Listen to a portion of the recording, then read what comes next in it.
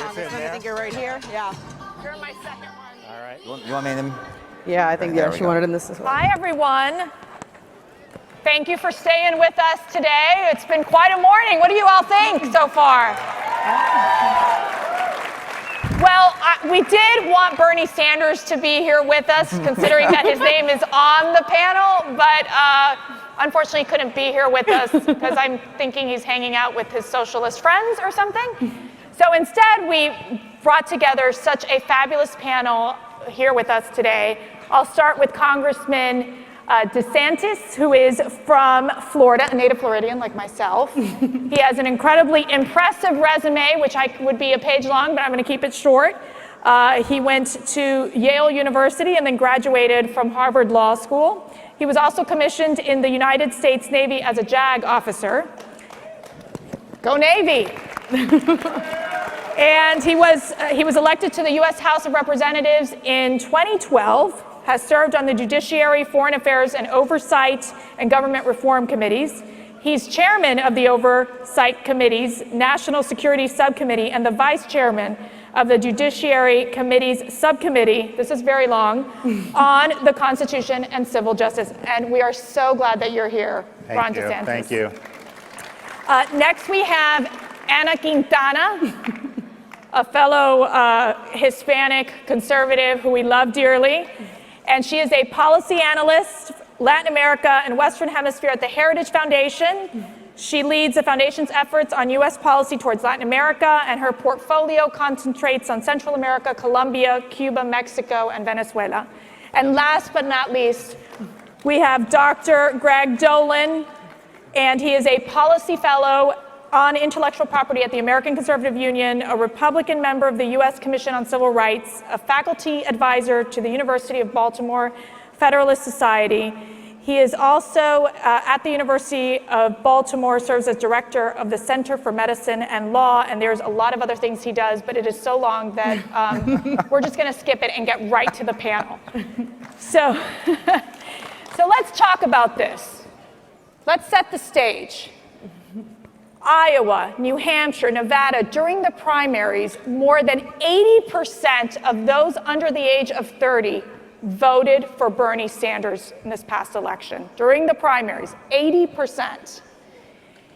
Another statistic, 69% of millennials mentioned that they would vote for a socialist leader here in the United States of America.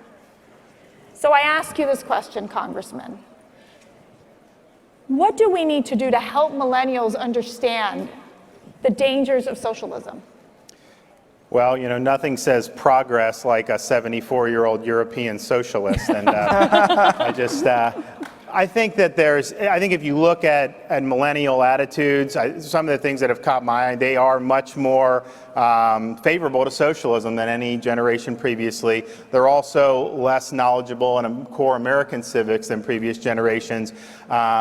And so you look, and they're even less patriotic, the World War II generation the most, and then they are pretty conspicuous. And you ask why that is. I think one of the reasons is there's been less of an emphasis in this generation on the founding principles that make our country unique. And if you go back and really study this when you're in middle school and high school, and of course in college, which is very difficult to get nowadays given how left-wing the faculties are, you understand how America was different than the governments that came before, how ultimately we're endowed by God with our rights, and then we're delegating to the government limited authority to basically protect our freedom and create a society in which we can make the most of our own God-given talents. When you understand that and understand why America is different, what the Founding Fathers got right, I think that you're better able to see some of the fallacies when you have the real big government leftist programs put forward by people like Bernie Sanders. But without that foundation, some of that stuff may sound more alluring than we know that it actually is. No, that's absolutely right. And Anna,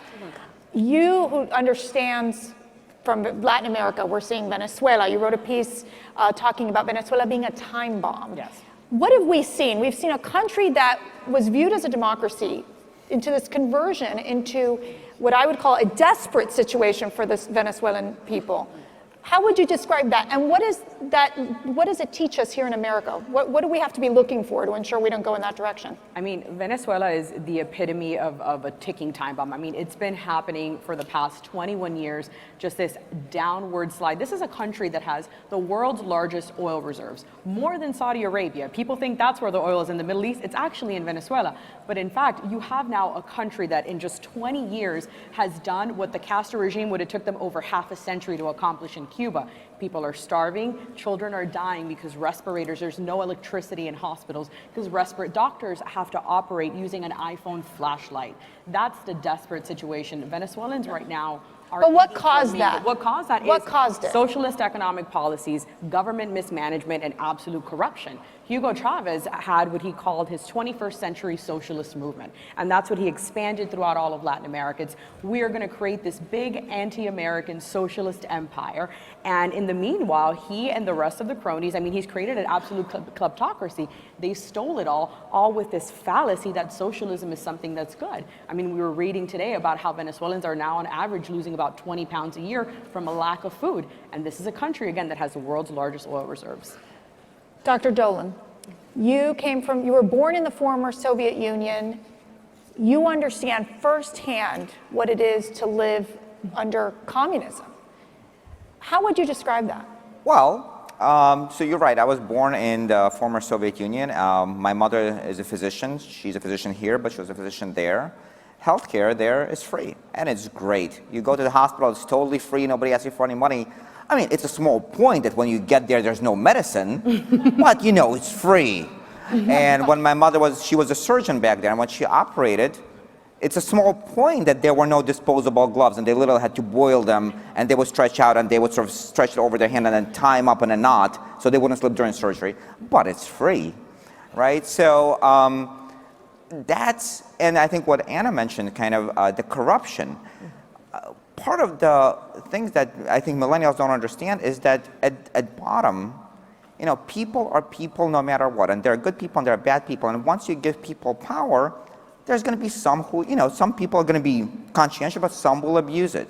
And the virtue of capitalism is that if you have a corrupt hospital on the east side of your town, they'll be run out of business. You'll go to the west side. But if you have a government that runs the system alone, well, guess who got medication there? It was not based on who needed them, it was based who had connections. And everybody played that game. And, I'm not, my parents played that game. And so when we had to go to the hospital, my brother, who spent first few months of his life in the hospital, was treated better than other kids with the same condition. Why? Because my mom had connections. She was a physician herself. Is it fair? No, but that's the system when you have no other outlet, when you cannot do the free market. So, Congressman, let's go back to the free stuff. Bernie Sanders wants to offer free health care, free college. I mean, it's enticing. What message do you send to the millennials to say, wait a second, this is too far, too much? Well, I think part of it is when you're particularly in college, a lot of this stuff is not necessarily the same as people who've actually been out in the real world and understand that there just isn't anything that's free. Somebody is going to pay for it, and if you're just going to say that you could never have to pay for health care as an individual, well, there's going to be somebody, a taxpayer or a business or someone that's going to have to pick up that tab, and it hasn't worked out well when government is incentivizing more and more behavior. So I think like with the college, I'm very supportive of people going to college, get a good education, but I also realize that there are a lot of people who can do a lot of good things without necessarily going to college by learning vocational skills and a trade, and there's a need for that in our economy too. And just say that the government says you need to do this, I don't think is necessarily the right thing. So it sounds a lot better, I think, superficially. When you actually get down into the details and start thinking about it, it doesn't make quite as much sense. Do you think there's a sense of entitlement, the fact that they feel that they should be entitled to get free college? There's this rising cost of college. They have lower wages. How do they battle that? Well, part of the reason colleges' costs are rising is because of government subsidies up to this point, because colleges see the availability of this, and then they're able to increase the tuition knowing that the student may not be any better off or maybe slightly better off, but the college is definitely better off. And so we've kind of gone down the road of subsidization. If you look over the last 20, 30 years, almost all regular consumer goods, electronics, you name it, have either gone down or relatively. Education, higher education, has just gone through the roof, and part of that is because of government policies. Going back, Anna, to this idea of the index of economic freedom, I think that's one of the issues that you researched, tackled on, discussed, written about. Can you explain a little bit of where these countries lie? You look at Cuba, Venezuela, North Korea, and I think it's really a very telling lesson there.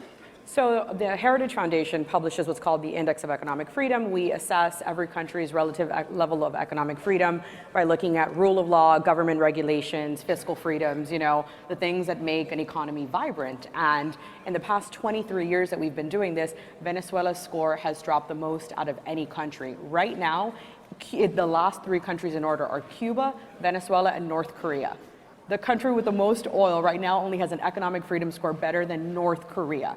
That is mind-blowing, and that explicitly tells you that there is this intrinsic connection between economic freedom, democracy, the rule of law, and prosperity completely. And I mean, the situation in Venezuela, people thought it could never happen. People thought, well, Hugo Chavez was democratically elected, so he's gonna be a good leader. Democracy and just elections do not necessarily mean good economic policies. I mean, look at the past 8 years. President Obama was democratically elected, but look at the horrible policies that we were forced to live under. And I think that's what we need to watch out for, right? Because government is extremely powerful. And once we vote for somebody, once we put somebody in office, they're given an extreme power. I mean, you are someone who's in office. You are a very powerful person. And we wow, this is good to be sitting next to the powerful I know, right? person. Too bad Congress has delegated so much of its Article 1 power, but... And we hope you take it back, sir. But, and I think that's definitely something we should be very wary of. So, and this brings the larger case of when you look at Venezuela in particular, Chavez, President Maduro now, how were they able to sell their message to the masses? I mean, they used to be able to sell it, right? Because when oil prices were high, they just gave everybody everything for free. I mean, party loyalists were given free refrigerators, coolers, food. I mean, all the sorts of goodies that, just keep people loyal to the party. But now that the oil money is running out, they essentially just don't have the ability to continue paying people off anymore. They're doing it by force. Venezuela currently has more political prisoners than Cuba. That is mind-blowing, right? Venezuela right now is actively, violently going after their political prisoners. So this goes into the question of freedom of speech, freedom of the press, the impact there. Dr. Dolan, you teach law. That is an area I think that has to be looked at very carefully. What are your thoughts on that? And when you see these governments starting to infiltrate what you would consider the press and shutting down freedom of speech? I think what we have going for us in the United States is the idea of freedom, that I can say anything with few exceptions. I can't libel people. I can't, call people, criminals when they haven't actually committed any crimes. But anything beyond that really goes. And that means sometimes we say mean things to each other, and, is that great? Maybe not, but we don't have government coming down on us. But the problem is going back to what millennials think, right? And what they're sort of taught or mistaught, is that they think there's a right not to be offended. And so all of a sudden there's this, hate speech is prohibited. And I'm going to ask them, well, what's hate speech? Well, it's whatever I don't happen to like at any given moment, right? And so not only is it, we're going to sort of defriend you, you're not going to be friends with somebody because we think you're a hateful person, and that's fine. So you should lose your job. Mm-hmm. You should be fined, right? You should not be, it's fundamentally misunderstanding what this country is about. And ultimately, I think that its ability to go, it was one of Ronald Reagan's favorite jokes about the difference between America and the Soviet Union. And the joke goes like this. A Soviet citizen and an American citizen, they talk to each other, and American citizen says, America is great. I can go demonstrate in front of the White House and say, I don't like the way President Reagan is running his country.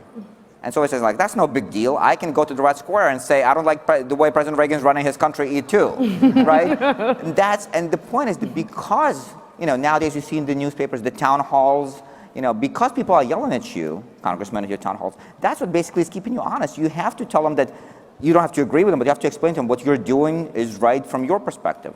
And if they don't like it, they vote you out. But in other countries, it's not the election, it's the second and third election. Right, and many times it's the military or the intelligentsia that, there won't be that concept of a free election. And we know this. I know that you have many Cubans, a lot of Venezuelans in Florida and Colombians.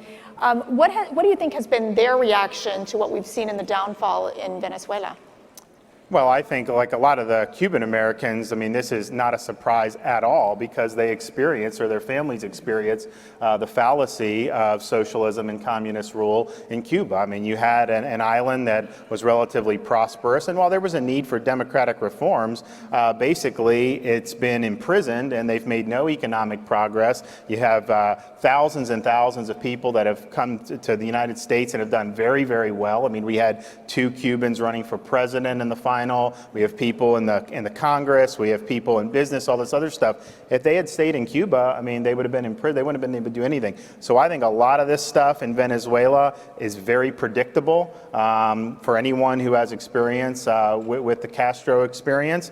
And I think that this is, and in fact, if they're even less free than North Korea and Cuba, they've gone totally in this tank, and it's a disaster. And we would love to see some change, some democratic change in Venezuela, that's for sure. You also talk about the patriotism and the key that, and I would exclude the millennials who are all in this conference because I think you understand the key, the importance of American exceptionalism and patriotism.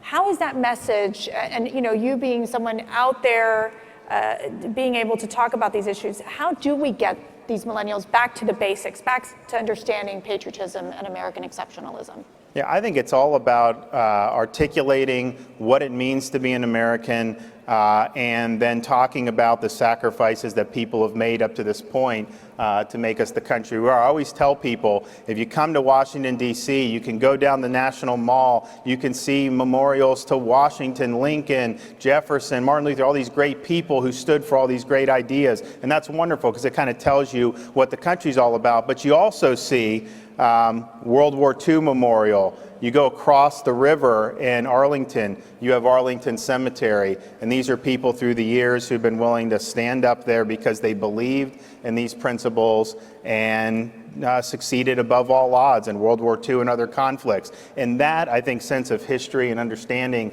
that it doesn't matter where your ancestors came from, you're part of this great story, I think makes a big difference. And I would just want to add to that, I think that's where parents, grandparents, aunts, and uncles, it's your responsibility out there to take this message to your grandchildren and to your children as well, your nieces and nephews, to be able to talk about that. I think that's going to be incredible because not everyone can come to Washington, but you can take Washington back to them. And even bringing them to this conference, I think, also gives them an education in and of itself. So, Anna, on Venezuela. President Trump met with the wife of a Venezuelan opposition leader, currently a political prisoner as well. Can you tell us about that exchange? Can you tell us what, I think it was Lillian? Yes. That her experience and what she was able to share with the president? So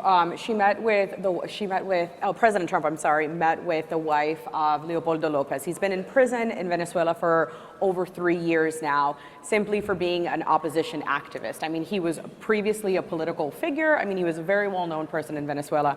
And his wife, Lillian, when she met with President Trump, expressed to him every time that she would go visit her husband, the Venezuelan government rips off her clothing to inspect her and his mother. She's a single mother now out there fighting for the freedom of her husband, and it's something that the previous administration, unfortunately, did not take seriously. They kind of relegated him and they pushed him back to the back burner, and we see now President Trump and Vice President Pence in the first month of their administration meeting with her before they've met with many of our allies. That sends an incredibly strong message. And her message is just, America needs to stand up and fight for what's right in Latin America. And unfortunately, President Obama did not do that.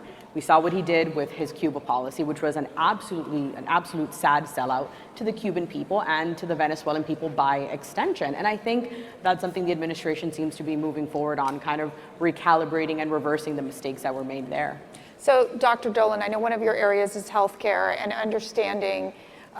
We've seen, again, moving towards, with Obamacare, the socialized medicine, this idea of how it even impacts millennials, the idea that Democrats want to push, are always pushing the single-payer system. Tell us about your thoughts of where the flaws are there, and why it is so important for Congress, not because we have a congressman sitting on our panel, but for Congress to move swiftly in repealing and replacing. Sure, but let me, before I begin answering that question, which I think is really important, let me kind of just add to what Congressman was saying before. How do we, because I think it's part and parcel of it, how do we do patriotism? I mean, in 50 years, we've gone from ask not what your country can do for you, ask what you can do for your country, to I need free healthcare and free college, right? Yep. And that's a problem. Because at the end of the day, there is no free, right? Somebody pays. But why Affordable Care Act, why Obamacare is a problem? Look, I am a guy who thinks that if you're sick, you know, there should be a way for you to access health care. The problem with single-payer system is getting a card that says you're insured. It's not the same thing as getting care. It's cheap to print out fancy cards and say, there it is, right? But that's not care. And a lot of my friends who I went to med school with, they've picked specialties where they do cash business, right? They're plastic surgery, radiology, right? So because they can't make ends meet serving their $200,000 loans, practicing internal medicine. But fundamentally, the problem with single-payer system is incentives. And the problem is that single-payer system doesn't get you to these cutting-edge innovations. Now, look, American healthcare system has a lot of problems. We overuse it. We ask that, all the sort of the fancy things be used, and oftentimes when they don't need to be used, instead of actually listening to the patient, doing simple physical exam. But the problem is with a single-payer system, you have one entity and that decides what gets put on the market, where it gets put on the market, and who gets to use it. And that's a big problem, because at the end of the day, just go back to what I started with, people will find ways to pull strings for their friends, to pull strings for those who are connected, and just because the government said you're not on the priority list, if they're the only one making that decision, people who are connected to the government will find a way, not because they're sicker, but because they have powerful friends. You're dealing right now with the Obamacare replace and repeal, replace, repair, whatever we're going to do to say today.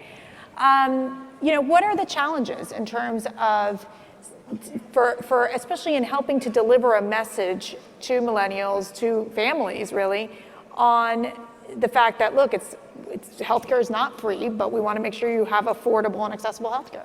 Well, I think the millennial experience, or younger people with Obamacare, how they're treated in these exchanges, is pretty instructive, because the premiums that they're charged are way above what you would charge in an actuarially, honest system, and then their deductibles are through the roof. So you have these people in their 20s paying hundreds of dollars a month potentially, and then having an $8,000 or $10,000 deductible. That's functionally equivalent to just throwing their money away. I mean, they're not going to access care with that. Right. And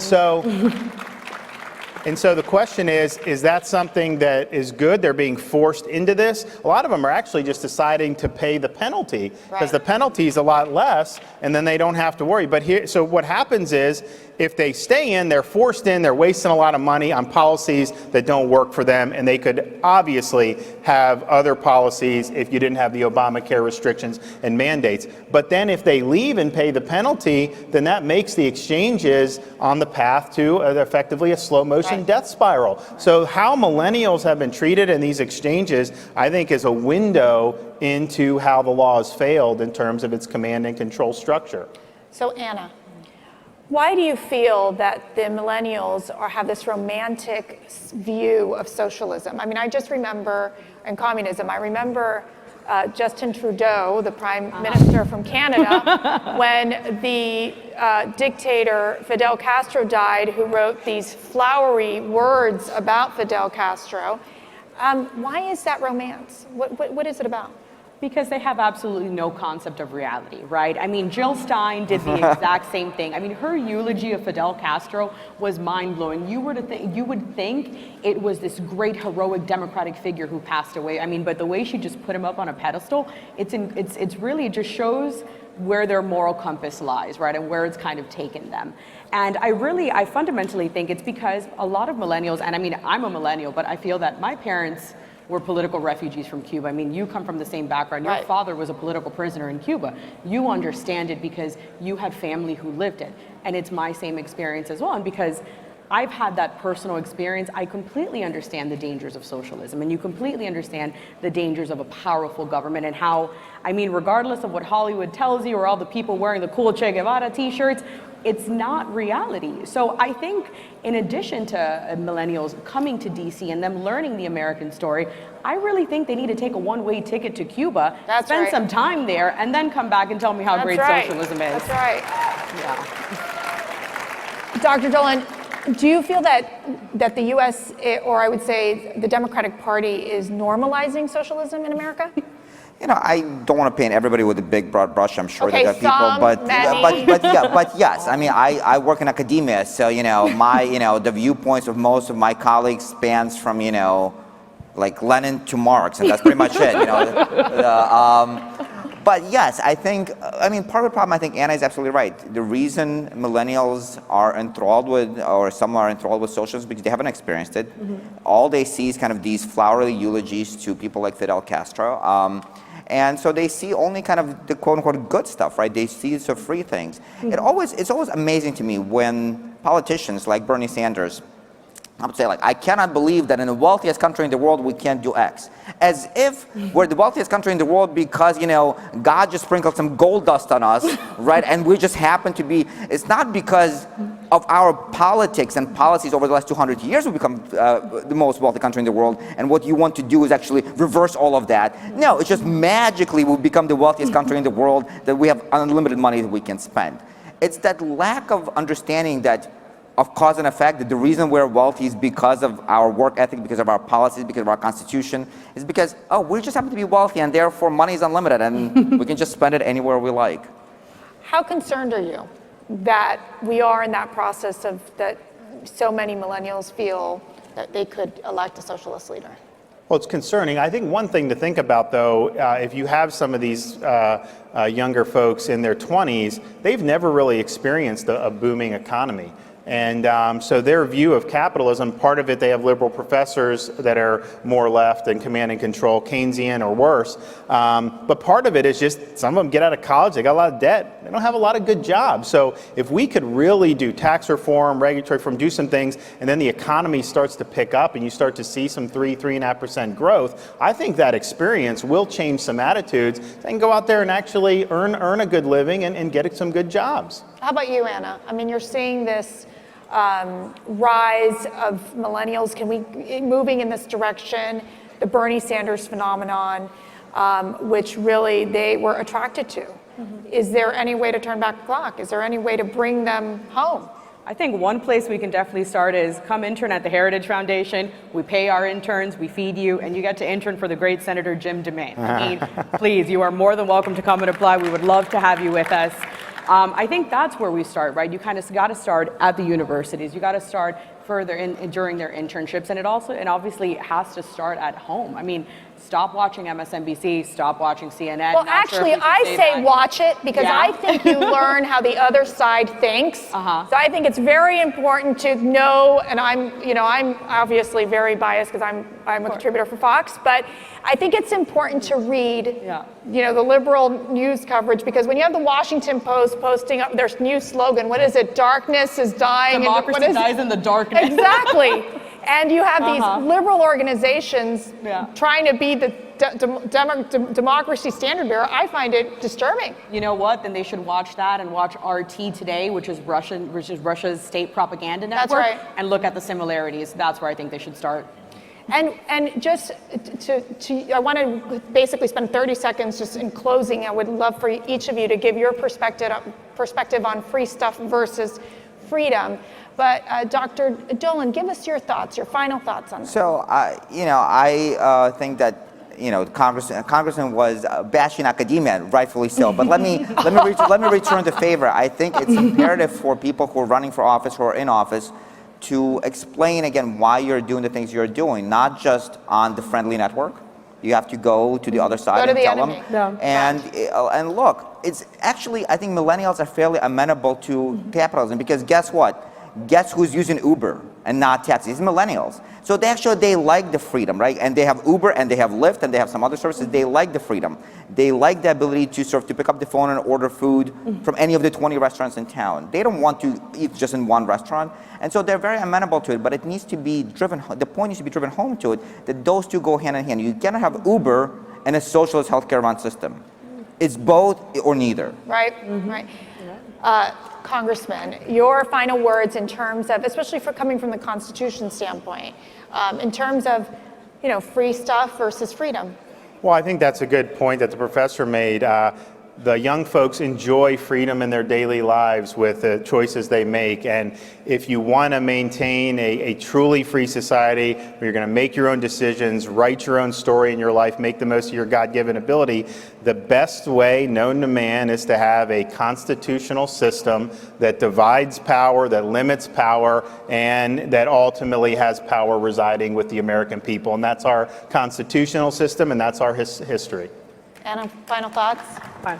So I come from the foreign policy world, right? I work on foreign policy issues, and I think if we want to see the best test case of where socialism has gone wrong, obviously look at the former Soviet Union, but look at Cuba, look at Venezuela, follow the situation. You can see what's happening there has been an absolute humanitarian crisis, and we would never want even something remotely similar to that happening at home.